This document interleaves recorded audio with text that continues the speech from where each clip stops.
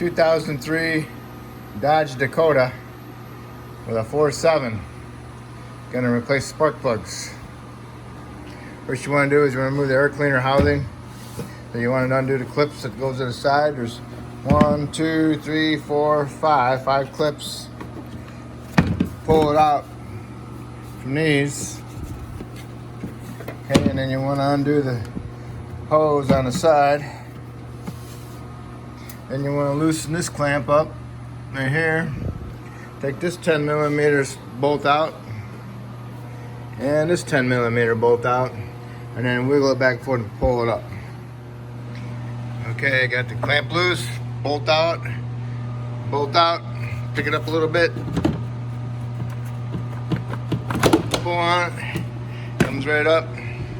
Over here, there's another vacuum, not a vacuum line, but where's it at? Over here on the side, idle air control. Not idle air control, intake air temp. Okay, you push the little tab in, pull it off. Okay, now you can take this whole air cleaner housing off, put it aside. And here's your air filter. Pull it up. You want to clean all that out of there. I'm gonna get a new air filter. Okay. So now what we got to get to is to take the coils out. 4 on this side and 4 on that side. Gotta squeeze the little tabs in on the coils. Squeeze them in, push them down, and pull the connector off. Okay, and then underneath there's a little stud going into the intake. You need to remove that nut. And there's 4 of them on this side and 4 of them on that side. But before you go and remove them, you want to get some air, a blowgun, and blow off the intake from all this debris. Okay, because you got this stuff all over the place on it. You don't want none of that stuff falling down inside the spark plug hole. Okay, because like this, right here, stuff like that. It falls inside the spark plug hole. You'll never get it out, and you'll never get the spark plug out because the hole's only that big anyway. All right, so you need to blow it off, and then we'll remove the coils. See all that stuff on the floor? My floor was clean. That's the stuff I blow off from the intake. So on the passenger side, you can get to most of them, except for this back one's a little bit harder to get to. You better squeeze your socket in there and remove the nut on the back stud. And just gotta remove all the connectors. You just push them in and then they pull off. They're not like a Ford, they'll break, you know? So, okay, we got them all unplugged. Just gotta remove all the nuts. Maybe you can spray some penetrant down in there on top of the little studs, on top of the nuts. Help them out. Now on the driver's side, this one comes out. This one you're gonna have to remove this little bracket. This one will come out and that one will come out. It's always nice just to get some stuff out of the way, but if you want to take a hose off or any lines off, any connectors off, make sure you plug them back in. Okay? And be careful that you don't break them when you pull them off. Because if you break them, then they might not stay back on there. Okay. I'll take some of these off. I need 2 hands, but I'll get them out of the way so I can get in there without having to fight. So, we'll remove the coils. Take the bolts, the nuts off, and grab hold of the coil, kind of wiggle it a little bit and pull up. All right, I removed the little bracket for here, and a bracket for here, a bolt there, and a bolt there, 10 millimeters. So that gave me access to this front coil and that coil over there. This coil in the back, you take the nut off and then you pull it up and then you can turn it and then get it the rest of the way out. Then on the driver's side, you remove all those connectors, get them off to the side. Makes it more easy access to get inside there. Same thing for the back one, pick it up and turn it, get it out. All right, now that you got all the plugs, the coils out, you want to inspect inside the coils.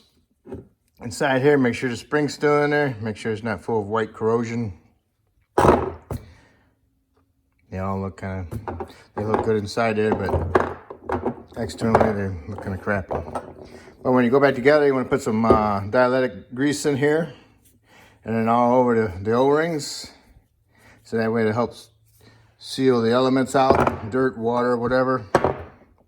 Okay. And next, you want to get the spark plugs out.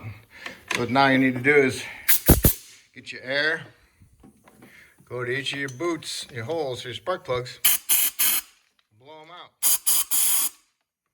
Okay? You see all the dirt coming out of there. If you don't do that, then all that dirt falls inside the cylinder. Just do that a bunch of times. Wrong spot. Okay. Never said this was a clean job. Big piece of crud going right there. Man, what the heck is that? Oh, a big stick. But you get the idea. Do that to all the cylinders. Make sure you're confident there's no more dirt. Okay? Then you're going to get your socket on here and pull the spark plugs out. Okay, here's my spark plugs. Beautiful. Yeah, beautiful. All right, let's see how they look. Yeah.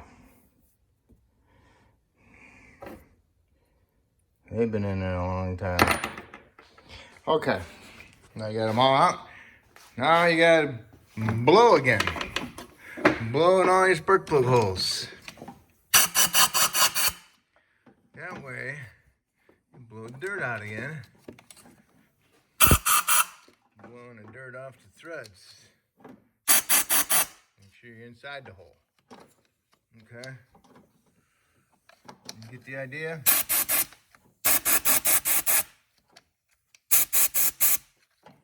Do that to all of them. Alright? Okay. Okay. Spark plugs. Got the new ones. Inspect them. Make sure there's no cracks in the porcelain or in the porcelain inside by electrode. Make sure they're not smashed. And I'll put some anti-seize on the threads just a little bit.